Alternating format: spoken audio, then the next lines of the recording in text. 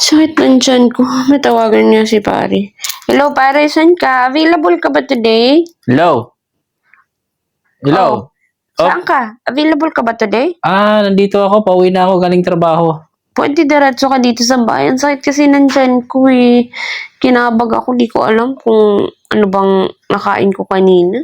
Ganon. Oo. Baka maraming hangin yan, Mari. O sige, dadaan ako dyan, Mari, sa bahay nyo. Kaya nga eh. Sige, sige. Tayin kita. O sige, Mari. Antayin mo ako dyan. Bye-bye. Sige, bye. Sakit ng tiyan.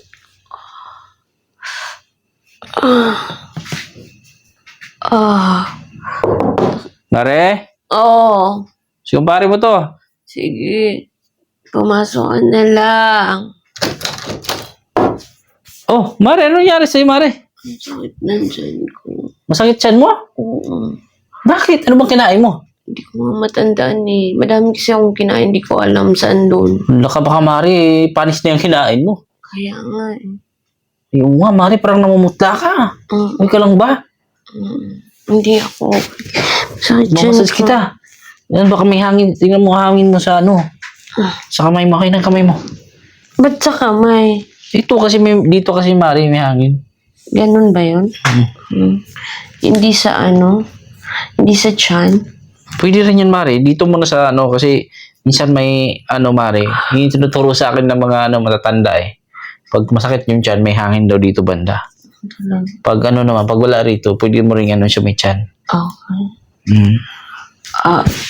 Ano ba kasi pinagkakain mo, Mari? Dapat kasi maingat ka sa mga pagkain ngayon kasi maraming mga sirang pagkain. Baka hindi mo tinitingnan yung mga expired na ano, pagkain na kinakain mo. Hindi ko alam kasi kumain ako sa Vikings eh. Which is yung Vikings, madami pagkain doon, di ba?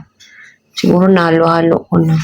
Ganun. Red Horse, ice cream. Baka nasubrahan sa pagkain, Mari. Huwag kasi masyadong matakaw, Mari. Oo, masyadong matakaw sa pagkain. Kasi ano, Minsan lang kasi syempre eat all you can. So kakain ka talaga, di ba? subagay. Pero Mari, dapat ano, limit lang din kasi kunwari, magaganyan, sakit ng tiyan mo, di ba? Saka Mari, huwag mo paghaluin yung mga beer tapos magdi-dessert ka. Bloated ka talaga, no? Bloated pa yun. Beer. Bawal pala yun. Bawal yun, Mari. So ano dapat pala? Dapat ano lang, kunti lang. Kaya na kami lang ang kamay. Ito yung Mari.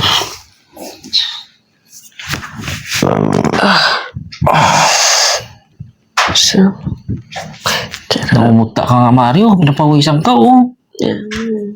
Dapat sa tiyan, ba't dyan? Natanggalin mo, Maya. Ito muna, Mari. Anong tawag dyan sa massage na yan? Ito lang, Mari, ano, pampatanggal lang to ng ano, hangin sa tiyan. Pag ito yung tinuturo sa akin ng ano dati, mga ninuno ko, lula ko. Mga ninuno namin na pag masakit ang tiyan mo, dito mo ano, kasi may hangin, dito na yung hangin. Tapos syempre, sa may ano,